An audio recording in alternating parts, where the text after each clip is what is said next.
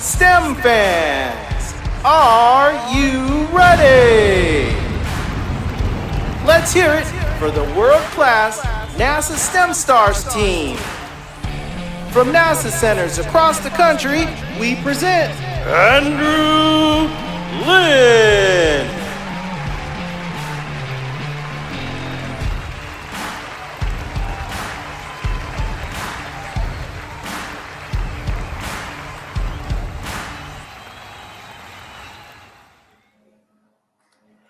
Hello and welcome to the 50th golden episode of NASA STEM Stars, where students get the opportunity to connect firsthand with NASA engineers, scientists, and innovators. My name is David Alexander from the Armstrong Flight Research Center, and we're kicking it off with a special series starting today about advanced air mobility, or AAM. In the coming weeks, we are going to take a journey. We're going to have conversations with several experts on the topic that will lead up to a special culminating event in June. So you don't want to miss that. Speaking of experts, today we have Dr. Andrew Lynn, a research aerospace engineer from the Langley Research Center. And you know, Andrew, as a child growing up, I actually always dreamed of a future with flying vehicles. Now, here we are in 2021. And NASA has some really exciting goals related to flying aircraft called Advanced Air Mobility, or AAM. First of all, can you talk a little bit more about what AAM is and maybe a little bit about how NASA may help industry make this possible in the not so distant future? Sure, absolutely. Well, thank you so much for inviting me here today, David. It's great to be with you. And hello to everyone watching on YouTube. So to start, I'd like everyone watching to think a little bit about what our skies look like today. So if you were to go outside and look up at the sky, what kinds of aircraft might you see? You'd probably see a propeller-driven airplane, a bunch of jets, and maybe a helicopter or two. A big part of NASA's Advanced Air Mobility, or AAM, mission is to imagine what the sky might look like in the future and help figure out where these new aircraft are going to fly. As you mentioned, David, we're seeing a lot of new emerging types of aircraft, from small unmanned aerial systems to electric airplanes to some really creative vertical takeoff and landing, or VTOL aircraft. So you saw a picture where we show an exciting vision for what AAM might look like in the future. The aircraft could be flying in an urban or rural community, helping to connect people and provide folks with a lot of great services. NASA AAM is working with other government agencies, companies, and communities to help make this vision a reality and make AAM aircraft safe, quiet, and fun. Now, there's several emerging companies building aircraft prototypes given AAM. What would an advanced air mobility vehicle look like? I'm excited to show you what one of these advanced air mobility, or AAM, vehicles might look like. This is one idea that NASA and many others are studying, and there's a lot of other ideas out there too. It's called a lift plus cruise VTOL, or vertical takeoff and landing. When you first look at it, it looks a little bit like an airplane, but also a little bit like a helicopter. We can see that it has 8 rotors, each of which generates thrust, a force that pushes the aircraft into the air. There are 8 of these rotors that work together in a system called distributed electric propulsion. Here, motors, speed controllers, and rotors all work to elevate and lift this aircraft into the air. Let's take a look at what that might look like. The rotors are spinning up and we are airborne. Now the aircraft is hovering and we can take a look around and see it from a couple different angles.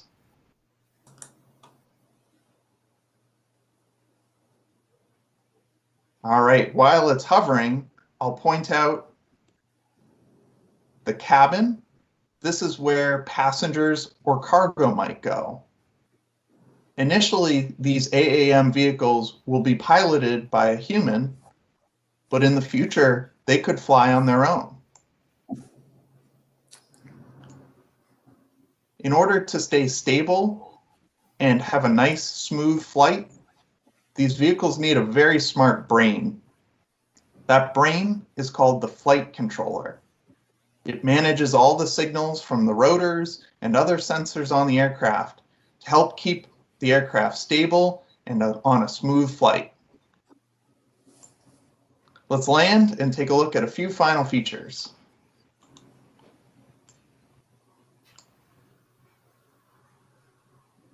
Okay, in addition to these 8 rotors, we could see that this aircraft also has a wing, like a typical airplane. That wing generates lift to support the aircraft when it's in forward flight. To move forward, it has this propeller on the rear that is a pusher propeller. Now I'm just showing it animated here, but this would actually push the aircraft forward in cruise. Remember, a wing will only generate lift if it's in forward flight. It won't generate lift unless it's moving forward. So in order to get up into the air and get going, we need these rotors to help it lift off.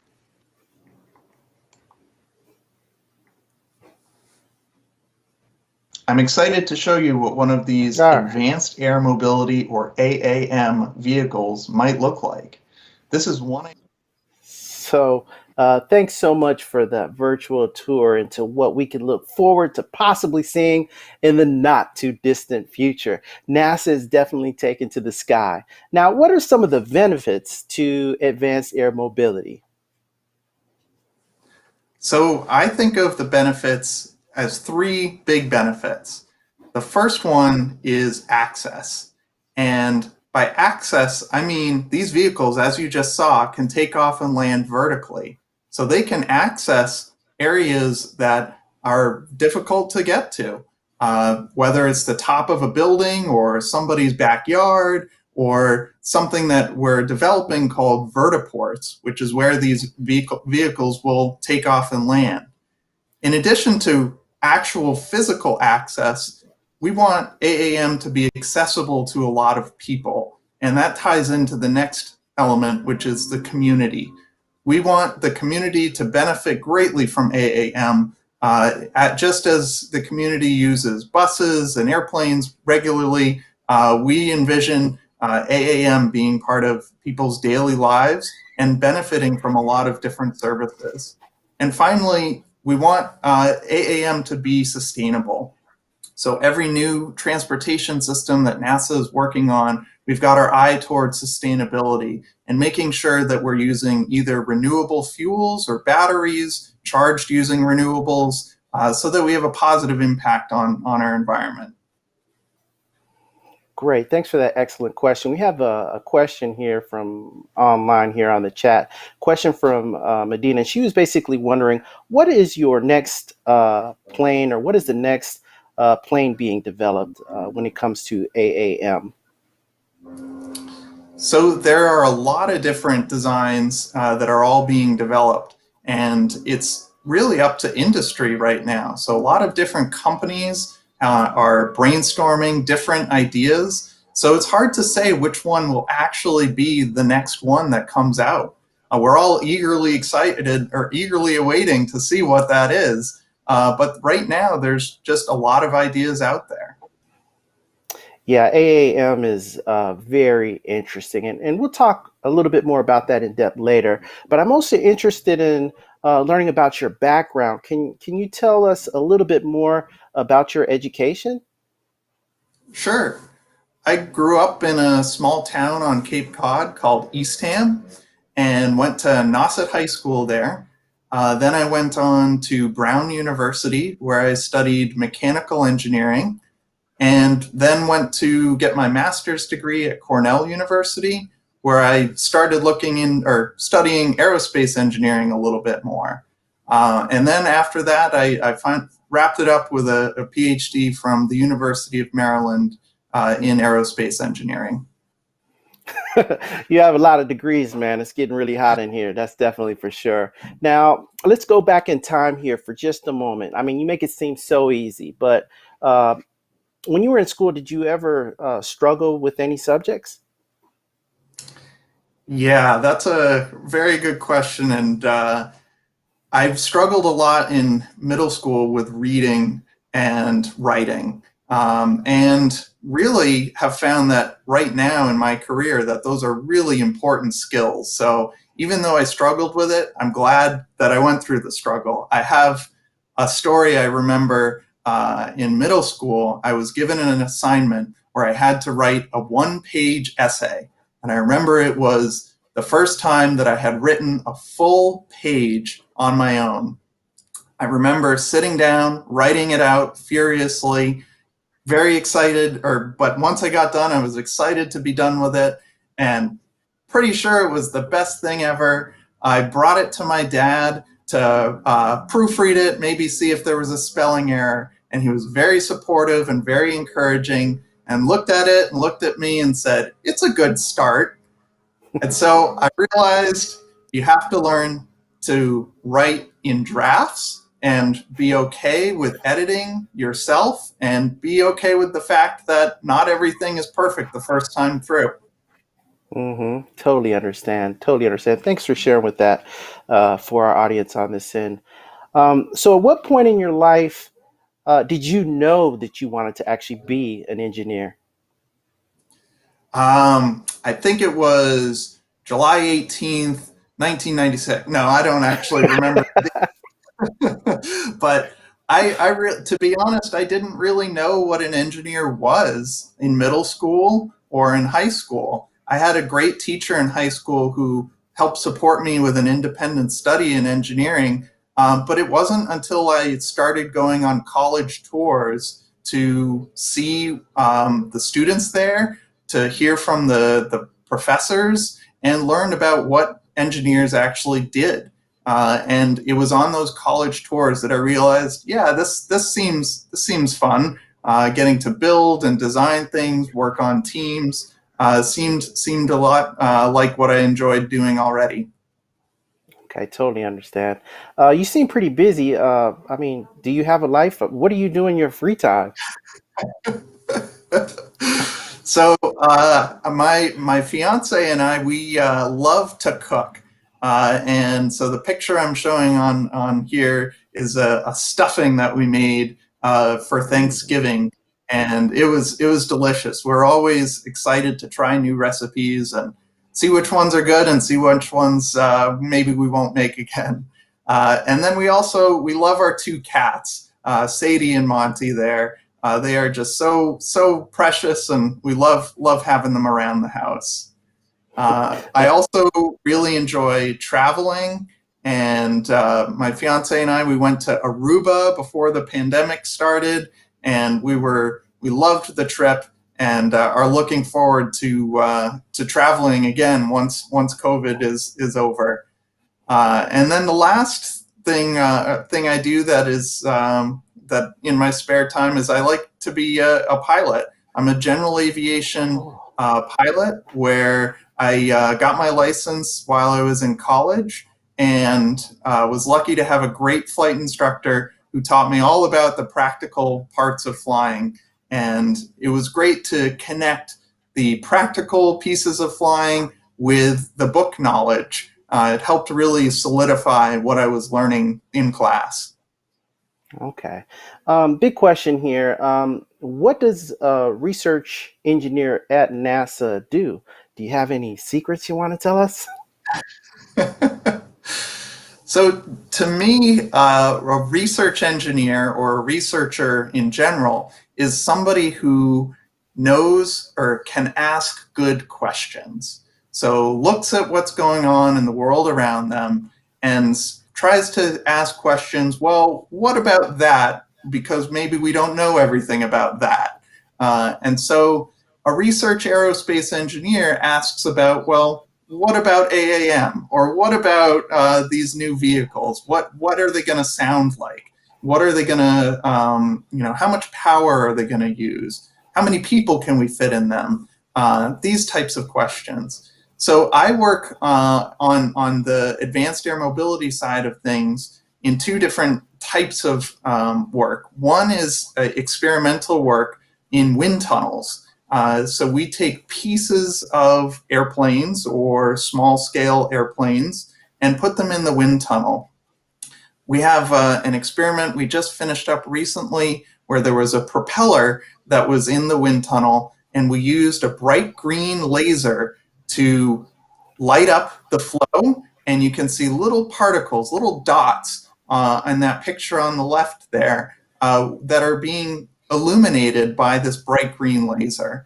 You can also see that there's a propeller there, a three-bladed propeller, and a wing that is just above that propeller. And we were interested in studying, well, what happens when you put a propeller close to a wing?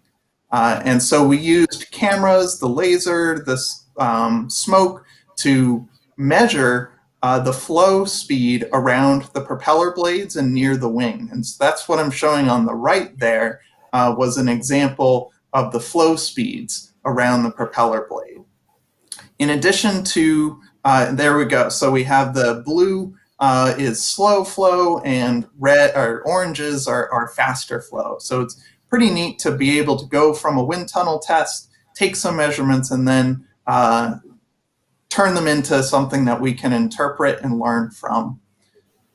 Outside of the wind tunnel, we also do a lot of testing. I'm on a team that measures the acoustics or the sound coming from vehicles that have a rotary wing, so such as a helicopter or these new advanced air mobility vehicles that I'm showing on the right here. So this team, so the acoustics flight test team, we gather up all our supplies and materials, head out to a big test area, set up a whole bunch of microphones like you see in the green dots there, and then have these vehicles fly over the microphones and listen to what these vehicles sound like. And so from those recordings, we can figure out, well, these helicopters or these vehicles are noisier in this condition, but quieter in this condition, and give advice to pilots and others who may be flying these vehicles. And that's what we're gearing up to do for advanced air mobility. Very good. Bravo to you for that answer. We have a few questions online here. I have a question from Mashida, and this person's question basically is, would it be possible to make an airplane using morphing technology? That's a good question. So that, I think, falls under the category of something called bio-inspired aircraft. And so if you look at a bird, it moves its wings, it flaps its wings, but it also tucks them in and moves them around. And so in a way, birds are a great example of a morphing airplane. Well, they're not an airplane, they're birds. But we have engineers look at biological creatures and try to draw inspiration from them, whether it's birds or fish. So absolutely, I think that we will start seeing some more elements from nature on aircraft in the future. Okay, very good. Excellent. We have a question from Jazz. This person wants to know, would the aircraft be readily available, or would they be used essentially like buses? The aircraft, I'm assuming, has to do with the new advanced air mobility prototypes. Right. So I think one of the first missions that we will see for AAM vehicles is likely to be air taxis, where we have these vehicles taking folks from different parts of town into the city, or from a rural area to another rural area. So that's sort of the driving mission right now. But AAM is a lot more than that. Not only is it just, it's more than those vehicles, because it spans small aircraft all the way up to very large aircraft that are still very early in development. But there's a lot more missions that advanced air mobility can fulfill. So the answer is yes, they will be available. That's the goal, is to have them very much available to folks to use. And you speak a lot about taxis, cargo, amongst other things. In the future, will AAM have to fly at different altitudes during the evening or at nighttime as to not disturb people? Yeah, so one of the big things that NASA's working on is figuring out where these aircraft are going to fly and when they're going to fly. So we want to, there's a whole group on air traffic control management and folks who are developing routes for these aircraft so that they're flying over specific paths that are defined by both the engineers and the communities in partnership. So the short answer is yes, they will have some times of day where you might see more of them, and sometimes where you might not see as many. So it will depend on the community's input as well as the engineers working to develop these paths. And your career is just one of many. You're a research aerospace engineer. Speaking of which, I had a question come in from Marianne here. She essentially wants to know, what is the difference between aerospace and aeronautics? That is a very good question. I would say that aerospace covers both aeronautical engineering and space engineering. So folks who are studying rockets and satellites, we all, when you go to college and when I went to college, you would probably be getting a degree in aerospace engineering if you decide to go into that field. And it's a great opportunity to learn about both sides of this engineering.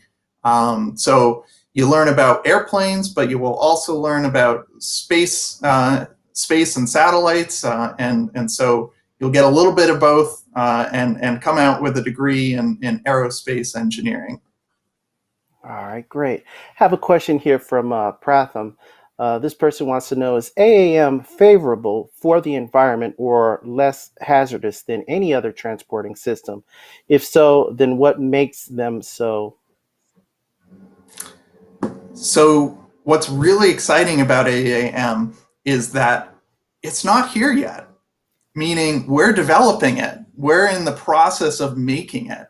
So we get to develop the infrastructure, or all of the pieces that will go into supporting AAM. And we are basically have had started with a clean sheet of paper. We've got some ideas down and some plans, but it's like starting from scratch and building the system up from the ground up. So it's having a sustainable and low emission model for all of these vehicles, I think is at the top of the list. So it as a new transportation system, it's upon us to make sure that it actually is beneficial for the environment, that it's not going to pollute like some other transportation systems. Totally understood. And you are very passionate about what you do. I have a question here from Evie. This person wants to know, what is your favorite thing about your job? I like working with a lot of other really smart people. That is definitely my favorite part of the job. Is I know that if I have a question or if there's something I don't know, that I have colleagues that I can reach out to and ask, hey, what do you do here, or what's this equation mean, or why is this concept important? And so I think that teamwork is a really big part, and probably my favorite part of working at NASA and being an engineer, is that it's not really possible to do engineering on your own. You can come up with some great ideas, but the best ideas come through having lots of folks give lots of opinions and whittling it down and helping an idea take shape. So I would say working with lots of other smart people is my favorite part of the job. Do you have any special mentors in your life? Any individuals that have helped you come along? So I think it started with my childhood and my family. So my mom and my dad both encouraged me to build. I even still have some Lego models that I enjoyed building as a child, and my sister and my grandmother also encouraged my hobbies and interests, and they encouraged me to do things outside of school and just have fun, because through fun and play, that's where you learn a lot of basic engineering skills. So my family were definitely my biggest mentors. That's awesome. That's beautiful. Now you have a really unique story here. You got a lot of good mentors, very well educated. Really love teamwork. What advice do you have for our next generation of aeronautical innovators? So I would say the top piece of advice I would give is to be flexible. That sometimes it's easy to feel like what you're working on has to go a certain way, but it might not, and that's okay. And learning to be flexible is a big skill, and it takes a lot of practice, and I'm still doing it. I would also say to be open-minded, while it's hand in hand with being flexible, because you might come across some ideas that you hadn't thought of, and you should remain open to whether or not those might work for what you're doing. And the last thing I'll say is sort of a metaphor here. Be like an airplane. So an airplane flies up really high and can look down and has good perspective on everything down below. It can see all around it and see the bigger picture. So having that perspective is important. Also, like an airplane, airplanes sometimes go through turbulence and there'll be bumps. And that's just like in life. There will be bumps, but that's okay. The airplane will go through that turbulence onto its destination.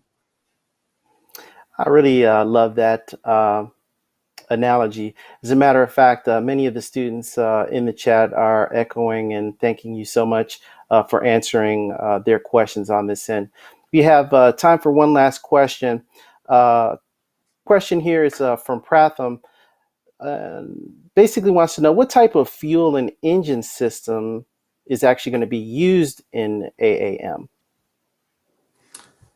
So most of these vehicles are going to start with electric motors and batteries, mostly starting with lithium-ion batteries, as far as I know.